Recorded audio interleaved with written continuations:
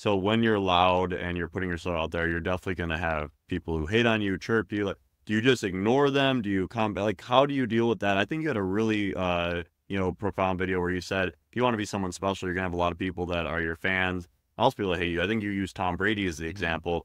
Like, how do you go about that, especially as someone who's so young?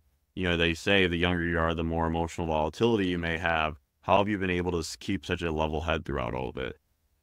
I think first of all, absolutely. Every single person that is like successful or loved has like equally as much, if not even more, haters, essentially. Yeah. That interesting word. But I think you kind of just have to callous yourself to it. It's like, I saw a really funny video the other day. This guy said, if you want to build confidence, walk into a salon. Next time you walk by a salon on the street, walk in, go on the floor in front of everyone, in front of all the workers, polishing nails, in front of all the customers, and just do some push-ups on the ground. It's going to be so embarrassing. Everyone's going to look at you, be like, what is this guy doing? Sorry to my language. No, go ahead. But that's going to build your confidence, right? So, it goes in waves, social media. Sometimes my comment section will be really positive. Right now, my Instagram comment section is really positive. Everyone's awesome. Like, I love this. This is helpful. Asking good questions, even like meeting other people in there. Right now, my TikTok comment section is horrible. It's all hate.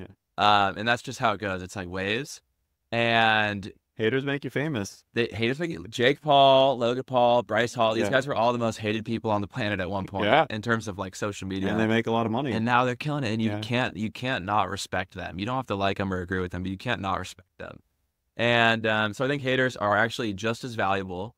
I think when your fans or your supporters see that other people don't like you, it actually makes them like you even more. You take guys like that's true. Elon, Dave Portnoy, like Joe Rogan. Whenever they get canceled, people like them even more. And the people that are trying to cancel them, we're never going to be their customers or supporters. That's true. Anyway. Yeah, they weren't. So I think, and it's interesting. Whenever I've made content that tries to walk the line and be very fair in terms of, opposition and sides and everything, not just politics, but just like point of views, perspectives. Totally.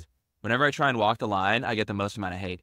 But if I make a video that's like very strongly against something or very strongly in support of a controversial topic or an opinion or an idea, I usually get a lot of support because the people who really agree with you are going to be like, fuck yeah, I agree 100%. I completely agree.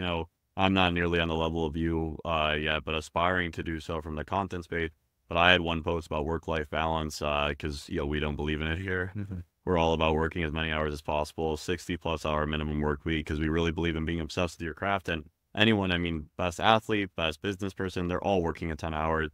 And it got a lot of love and a lot of hate. A lot of the people who are all about work-life balance came out of the woodwork and saying, this is not healthy, whatnot. And it's like, you got to own who you are. And, if you really believe in something, you can be able to stand by it. But it definitely hurt more than you would have guessed. Like, as the first time going through, you're like, oh my goodness, all these comments, like, how do you deal with this?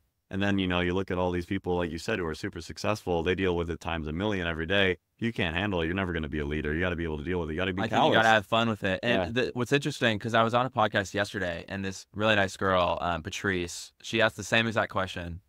And unfortunately, this might just be my experience, but I think when you callous your emotions to online criticism or just criticism in general, you kind of have to get rid of the good ones too, unfortunately. Like, I'll get a DM from someone or a comment from someone talking mad shit for no reason. Like on a video that I'm literally just trying to help. Like I'll make a video saying, don't do this in your business because like I lost this much money.